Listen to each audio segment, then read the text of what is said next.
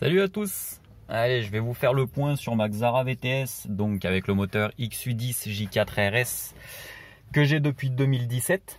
Donc c'est le deuxième véhicule que je garde aussi longtemps. Donc on est en 2020, hein, on est le 12 octobre si je vous dis pas de bêtises, c'est ça, 12 octobre 2020. Donc je vais vous expliquer un petit peu ce que j'ai eu comme souci, et ce qui m'a apporté, ce que cette voiture m'a apporté de bien ou de mauvais depuis 2017. Donc déjà je l'ai eu, elle avait 138 000 ou 137 000 je crois, donc elle va avoir 170 000 aujourd'hui, ce qui fait à peu près 30 000 km.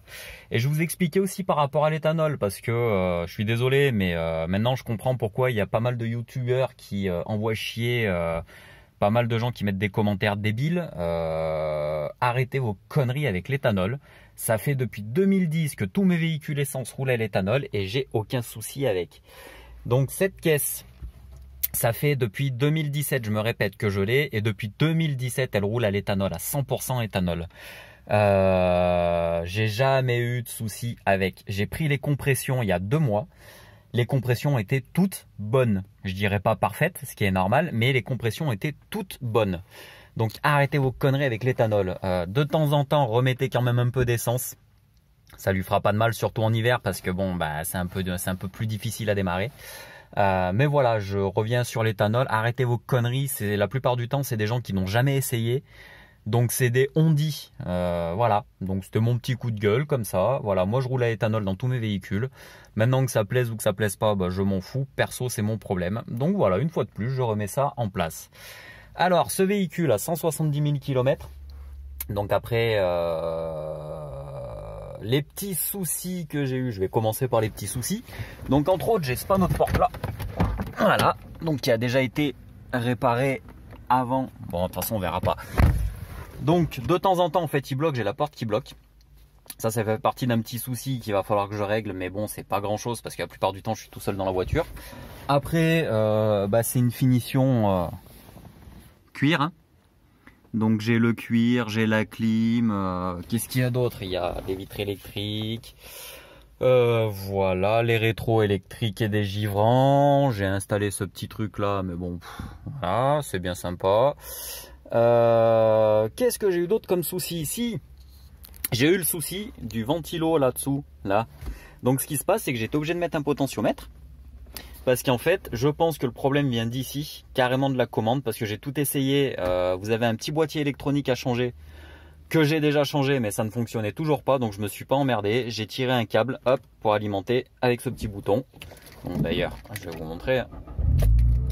Voilà. Donc là, on l'entend pas. Voilà, hop. Voilà, je l'active. Donc voilà, je voulais pas m'emmerder avec ça, donc j'ai ajouté ça. Donc, problème que j'ai eu, c'est le panneau de porte, la ventilation qui fonctionnait plus. Ça fait 3 ans que je l'ai la voiture, hein. Et j'ai eu aussi une bobine moteur. Donc ça, a priori, c'est des problèmes connus sur ces caisses, enfin sur ces moteurs-là surtout. Donc voilà, qu'est-ce que j'ai eu d'autre comme souci? Elle a 170 000 km, donc là je lui ai commandé des amortisseurs, parce que j'ai les 4 amortisseurs qui sont rincés, ils sont morts. Pour l'avant, j'ai pris des Bilstein B6, je vous montrerai quand je les recevrai, avec des ressorts et bacs moins 3 cm. Pour l'instant, derrière, je suis en train de voir ce que je vais y mettre, mais je sais pas encore, je suis pas fixé. Parce que je voulais mettre du Kayaba, mais a priori le Kayaba, ils tiennent 20 000 km, après ils sont rincés. Voilà, qu'est-ce que j'ai eu d'autre comme souci avec ce véhicule? Eh ben j'ai eu l'intermédiaire d'échappement. Mais bon, ça c'est pas bien grave. Qu'est-ce qu'il y a eu d'autre? Eh ben c'est tout, je crois. Bon, après si, il y a les phares qui sont pas très beaux. Mais bon, ça malheureusement c'est de la vieille caisse, on n'y peut rien. Donc je les ai déjà refait 2 fois, mais ça fonctionne plus. Donc ce que je vais faire, c'est que je les changerai plus tard. Parce que c'est une caisse que je compte garder quand même, parce que franchement elle m'apporte tout ce que je lui demande. Donc voilà. Qu'est-ce qu'il y a eu d'autre? Je crois que c'est tout. Donc c'est une caisse que je me sers tous les jours, parce que j'ai que ça en ce moment. Voilà, je fais quand même pas mal de bornes. C'est une voiture qui consomme, de toute façon ça consomme du si je vous dis pas de bêtises, du 9 litres au 100 quand vous roulez tranquillement. On va dire qu'on fait une moyenne quand vous lui mettez dans la gueule et quand vous roulez tranquillement. Donc ça fait du 9 litres au 100. Après franchement, j'ai pas acheté cette voiture pour que ça consomme pas. Hein. Donc voilà, on sait ce qu'on a. Hop. Donc voilà.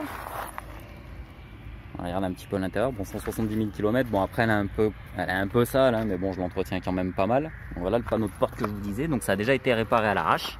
Ça avait été avec de la mousse polyuréthane. Donc voilà pour vous dire un petit peu à quel point ça a été très mal réparé. Donc pourquoi, je sais pas. Mais bon, ça c'est pas bien grave encore. Alors, je vous parlerai aussi des pneus, mais plus tard, parce que j'ai fait changer les pneus parce que la voiture tenait plus du tout la route en fait. Et donc les Nankang, c'est des Nankang qu'il y a devant, je les avais montés derrière et la voiture se promenait en fait sur la route. Donc c'était assez chiant. Hop, voilà. Donc après le moteur. Ah, ce que j'aime par contre c'est ça, le vérin. Ça c'est magique. Donc configuration de cette voiture. Toute simple. Donc la barre anti-rapprochement était déjà dessus à la base. Moi j'ai rajouté, enfin j'ai viré toute l'admission d'air. J'ai toujours mon attrapeur, mon recycleur d'huile, guillemets. Hein. Voilà. Donc après je veux pas non plus faire trop le tour de tout ça. Donc si, voilà, le problème que j'ai aussi c'est ça. Là on voit de l'huile. Donc c'est le joint qui est là en fait. Le joint qui est dedans qui m'emmerde. Donc que j'arrive pas à trouver, donc c'est pour ça que j'essaye j'ai essayé d'autres joints. Bon, pour l'instant c'est comme ça, c'est pareil, c'est pas bien grave. Hop. Donc qu'est-ce qu'il y a d'autre?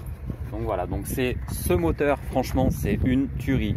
Enfin voilà, le 2 litres Atmo, ce XU10 J4 RS, franchement c'est excellent. Moi j'aime beaucoup parce que bah voilà, ça reste un gros moteur, c'est creux à bas régime, ça marche relativement fort en haut, c'est assez attachant, une fois de plus, voilà, comme les bécanes, c'est pareil, c'est assez attachant. Ah bah tiens, et bah voilà, l'autre souci que j'ai et que j'avais pas vu, ah bah je le découvre en même temps, hop, et bah ça s'est tout barré, voilà, ça s'est tout barré, donc j'ai le ventilo qui est en train de se barrer en fait. Oh, bah sympathique, bah, ça doit faire un moment que c'est comme ça. Bon, bah a priori c'est juste la tâche qui est devant. Ah, on va essayer de le remettre. Voilà, c'est juste la tâche qui est devant là, qui s'est barrée. Bon, bah voilà, c'est pour ça que j'avais un petit bruit. Bon, ça m'inquiétait pas plus que ça. Bon, ça c'est pas grave non plus. Je vais rentrer, je vais le faire. Bon, bref.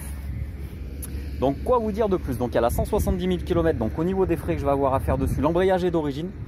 L'embrayage est d'origine, mais dans 10 000 bornes grand max il va falloir que je le fasse parce que la course de la pédale est limite. Donc voilà, je vais avoir l'embrayage à lui faire et je vais en profiter en même temps pour lui mettre un embrayage renforcé et un volant moteur allégé, tant qu'à faire. Parce que je me dis autant lui faire un petit truc bien sympathique. Après par la suite c'est pareil, j'aimerais bien lui mettre 2 arbres à cam, faire une reprog et pourquoi pas virer toute l'admission et passer en 4 papes. Ça c'est par la suite, bon c'est plus tard, il y a quand même un sacré budget à mettre dedans, il y a 3000 € à peu près à mettre dedans entre la gestion programmable, si je fais pas de reprog et si je mets l'admission 4 papillons, donc ouais il va y avoir quand même pas mal d'euros à mettre dedans, donc c'est pour ça que je verrai plus tard. Déjà lui faire ce qu'il y a à faire dessus et on verra plus tard. Donc voilà, je vais quand même vous montrer, donc là elle tourne 100% éthanol, hein. Hop, allez, on va démarrer mes mères. Donc si, j'ai changé aussi la pompe à essence, j'ai mis une Valbro, simplement parce que, pas parce qu'il y avait un souci avec la pompe à essence, mais je me suis dit arrivé à 170 000 km, j'aimerais quand même, enfin voilà, je veux pas rester en panne à cause de la pompe à essence, donc 170 000 bornes, pour le prix d'une Walbro, j'ai préféré mettre une Walbro et être tranquille. Donc voilà, il a fallu que je l'adapte, hein. De toute façon vous avez vu, j'avais fait un tuto sur ça, donc le tuto où il faut adapter par contre la pompe Valbro parce qu'elle se met pas comme ça, hein. Bon bref, voilà, donc comme on peut voir là elle tourne à l'éthanol 100%, je viens d'aller faire le plein.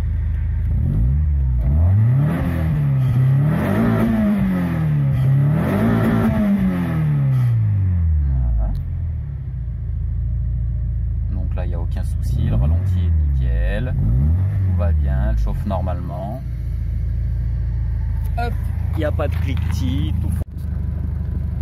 Voilà, donc dans partie moteur. Donc partie moteur. Comme je vous expliquais, j'ai un problème avec ce joint là qui m'emmerde depuis pas mal de temps, donc on voit ça bulle. Ça c'est pas bien grave non plus, mais bon voilà, ça fait tout le chier. Donc après, comme on peut voir, le moteur il tourne nickel. Ah, bah, le ventilo tourne mais de travers. Bon, pour l'instant il tient comme ça, mais ça je vais vite le réparer. Donc voilà, hein, le moteur tourne franchement nickel, il est à l'éthanol comme d'hab, comme je vous expliquais tout à l'heure. Donc à froid, bah, un petit peu de mal à démarrer, ce qui est normal, mais après il n'y a aucun souci. Hop là. Donc ça cliquette pas, tout va bien, bah lui il s'est barré. Le vilain, il est où? Là. Voilà. Allez. Bon, bah voilà, je vais avoir un petit peu de boulot. Bon, hop, il veut pas revenir en place. Donc aucun souci niveau moteur, elle marche super bien. Même si on sent quand même qu'à l'éthanol, elle perd un petit peu de puissance. Le truc, c'est pas ça, c'est que voilà, ça tourne à l'éthanol sans aucun souci. Ça fonctionne bien. Les pistons vont bien, la culasse va bien, le bas moteur va bien. Donc aucun souci là-dessus. Voilà. Donc après, ben voilà, c'est une caisse qui est de 2002, donc il y a des petits jaloux qui se sont amusés, ça c'est mes voisins, mais j'ai jamais pu les choper sur le fait. Donc voilà, tout le long il y a de jolies rayures. Et ouais, jalousie. Voilà, après c'est une caisse qui reste quand même en bon état. Hop, bon ça c'est mon petit bordel, hein. Voilà, mes outils, ça. Voilà, donc l'intérieur. Si, l'autre problème que j'ai eu, hop, pendant une petite arsouille, bah bien entendu c'était 1 h du matin en pleine montagne. Donc arsouille improvisée contre une BM. Je sais pas ce que c'était. Donc il a commencé à me titiller, bah donc on s'amusait un petit peu, hein. Et donc j'étais devant et il y a un moment où en pleine accélération, plus rien. Donc plus d'allumage. Et en fait ce qui s'est passé, c'est que j'ai eu un fusible. C'était l'allumage ou la pompe à essence? Non, la pompe à essence, pardon. Le fusible de la pompe à essence en fait qui a claqué. Ouais, je crois que c'était la pompe à essence, c'est ça. Fusible de la pompe à essence qui a claqué. Ah, je vais éteindre le moteur. Hop. Éteindre le moteur pour l'instant. Voilà. Donc je disais fusible de la pompe à essence qui a claqué. Fusible qui se trouve là-dedans. Donc en pleine nuit, à plus d'1 h du matin, je vous garantis que ça fait pas plaisir, hein. Surtout que c'était un endroit en plus où il y avait quand même du monde qui montait, qui descendait. Donc bah, ça m'a mis 5 minutes à trouver, parce que j'ai vérifié un petit peu tout, jusqu'au moment où je me suis dit, je vais quand même vérifier les fusibles qu'il y a là-dedans, et c'est un 40 ampères je crois, je sais plus. C'est un 30 ampères, c'est celui-ci en fait qui a pété. Donc le fusible a pété. Voilà, donc j'avais plus rien, et bah, grosse frayeur. Grosse frayeur parce que je me voyais pas. Ah bah en pleine nuit appeler le dépanneur et puis rester surtout là où j'étais parce que c'était quand même dangereux en plus dans un virage. Bon, heureusement j'avais les warnings mais bon ouais, ça montait quand même assez fort. Donc voilà, si cette petite frayeur en pleine nuit, changement du fusible et elle est repartie sans aucun souci. Donc voilà, en fait c'est vraiment une panne bateau. Ça, et si je suis en train de voir aussi. L'autre problème que j'ai, c'est que je sais pas si on voit, il y a de l'huile là. Là-bas. Elle est où? Là-bas, il y a de l'huile. Et en fait, j'ai les caches arbre-à-cam. Parce que là-dessus, c'est tellement bien foutu que c'est en 2 parties. Il y a le cache arbre-à-cam et il y a un autre cache où vous avez les comment ça s'appelle? Les arbres à cam dedans. A priori, il y a un joint qui est là, entre les deux. Et ce joint-là, en fait, qui est derrière, eh ben, fuit. Et j'ai vu que ça se faisait plus. Donc bah, c'est pareil, c'est pour ça que quand je changerai les arbres à cam, ça me crée une petite fuite d'huile en fait, et de temps en temps ça tombe sur l'échappement et ça pue. Donc voilà, bon ça c'est par la suite aussi que ce sera fait. Voilà, après c'est juste les petits problèmes que j'ai eu, c'est rien de bien grave. Tout ça pour vous dire que l'Axara et ce moteur, le X10 J4RS, franchement c'est vraiment sympathique. Là-dessus, c'est voilà, c'est une petite caisse qui en surprend plus d'un et franchement qui a une gueule qui est vraiment pas dégueulasse.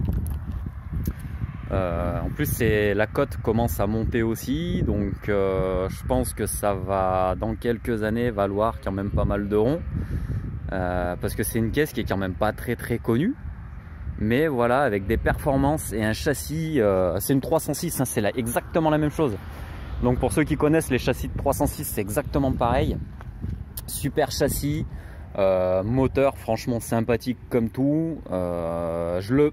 Bon, par contre, j'ai eu plusieurs 405 Mi16. Je préfère quand même le bloc XU9 J4, donc le 1900, parce que le bruit est quand même bien différent. C'est des blocs alu, c'est culasse alu, tout est en alu. Là, c'est des blocs fonte avec culasse alu. Donc c'est vrai que le bruit est quand même différent. Voilà, puis bon, moi je suis un amoureux de la 405 aussi. Mais franchement, la Xara, c'est vraiment une superbe caisse. Voilà, ça paye pas de mine, c'est une voiture à papa de famille pressé, on va dire ça comme ça. Mais voilà, c'est pareil, ça reste attachant, je trouve ça marrant, ça peut surprendre. Les gens il y en a pas beaucoup qui connaissent ce genre de voiture, donc c'est vrai que quand ils en voient une, bah, ils viennent discuter. Donc c'est assez marrant. Non, franchement, c'est vraiment chouette. Donc voilà, le retour sur la Xara VTS, donc châssis VTS avec le XU10 J4 RS. Mon avis, superbe caisse, très confortable. Bon, après oui, c'est une voiture qui est comment on appelle ça, je vais pas y arriver.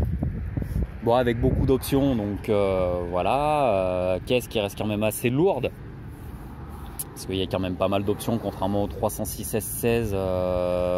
Il n'y avait pas besoin de prendre sur le carnet de commande, il y avait bien plus d'options données avec la Xara qu'avec la 306 S16 bourgeoise. Voilà, donc ça reste une voiture bourgeoise, mais voilà, ça reste confortable, sécurisant, qui marche franchement pas trop mal.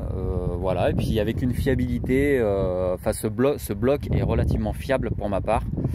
Donc voilà, donc très bonne surprise quand j'ai acheté cette caisse, parce que je connaissais pas plus que ça et que j'en voulais pas, parce que je trouvais ça relativement laid avec ces phares ronds là. Je trouvais ça franchement laid, mais voilà, en fait non, c'est vraiment une superbe caisse qui m'apporte tout ce que je lui demande, même au quotidien. Je vais vous expliquer, je roule tous les jours avec, donc même au quotidien en roulant tous les jours avec, c'est franchement génial. Voilà, on peut rouler tranquille après, voilà, donc rouler sportivement comme tranquillement avec, c'est pas un problème. Donc ça peut être une voiture de tous les jours. Donc voilà, après je sais pas quoi vous dire d'autre. Superbe caisse qui va prendre de la valeur par la suite. Donc voilà mon avis donc sur l'éthanol et sur cette caisse. L'éthanol ne fait pas de mal au moteur, donc arrêtez vos conneries. Et la Xara est une super caisse pour ma part, avec ses petits défauts, ce qui est normal. De toute façon, c'est des caisses qui ont quasiment 20 ans.